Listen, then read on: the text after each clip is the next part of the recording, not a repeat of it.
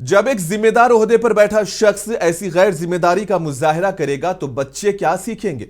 अब अगर आप भी इन तस्वीरों को देखकर ये समझ रहे हैं कि ये कोई स्पा सेंटर है तो नहीं जनाब, आप गलत समझ रहे हैं। ये नज़ारा है यूपी के बुलंदशहर में मौजूद मंडाखेड़ा प्राइमरी स्कूल का, जहां माँ बाप बच्चों का मुस्तकबिल संवारने के लिए उन्हें स्कूल भेजते हैं, तो वहीं स्कूल के प्रिंसिपल बच्चों के मुस्तकबिल से पहले अपने बाल संवारने में लगी है। और तो और मोबाइल पर बड़ी आवाज में गाने भी चल रहे हैं, जैसे कि वो कोई कौमी तराने सुन रही हो। ऐसा मंजर देखकर नहीं लगता कि ये किसी सरकारी स्कूल का क्लासरूम है, बल्कि यहाँ रिलैक्स थेरेपी चल रही है।